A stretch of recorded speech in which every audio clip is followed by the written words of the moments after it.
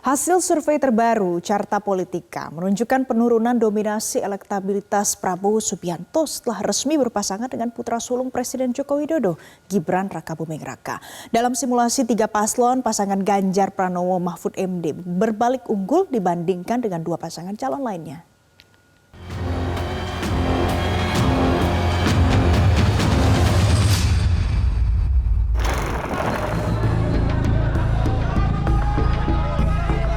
Hasil survei Carta Politika yang digelar pada tanggal 26 hingga 31 Oktober 2023 atau setelah putusan MK terkait batas usia pasangan Capres-Cawapres dan setelah pasangan Capres-Cawapres mendaftarkan ke KPU menunjukkan penurunan dominasi elektabilitas Prabowo Subianto.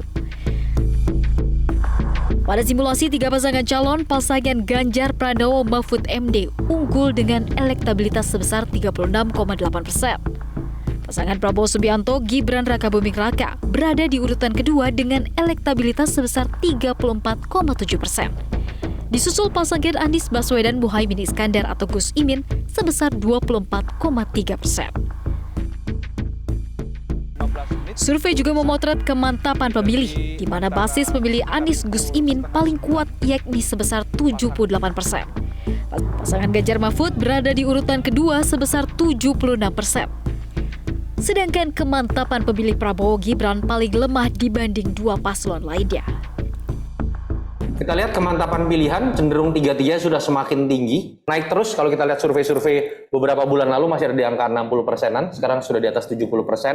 Ini biasanya Bapak Ibu mengindikasikan tensi makin panas, karena udah makin fanatik nih gitu ya orang ya. Dan berimbang antara Mas Anies paling tinggi di 78%, Mas Ganjar di 76%, dan yang masih paling lemah menurut saya adalah basis pemilih dari Pak Prabowo dengan Mas Gibran. Karena orang mungkin banyak mengatakan ini seperti mencampur adukan sebagian pemilihnya air dan minyak. Basis pemilih yang dulu sentimen historisnya berubah tapi dipaksakan untuk kemudian menjadikan kedua sosok yang tadinya berseberangan sekarang disimbolisasi Pak Jokowi dengan Gibran dengan Pak Prabowo terbukti dari tingkat kemantapan pilihan yang paling lemah. Ya. Menanggapi hasil survei Carta Politika tersebut, Sekretaris Tim Kampanye Nasional Prabowo Gibran Nusron Wahid mengaku tak risau.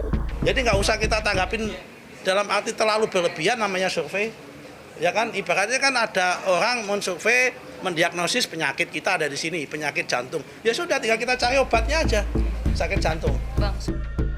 Meskipun kalah dengan pasangan Ganjar Mahfud pada simulasi 3 paslon, namun pasangan Prabowo Gibran unggul dalam simulasi head-to-head atau simulasi 2 paslon baik melawan pasangan Ganjar Mahfud maupun melawan pasangan Anies Gus Imin.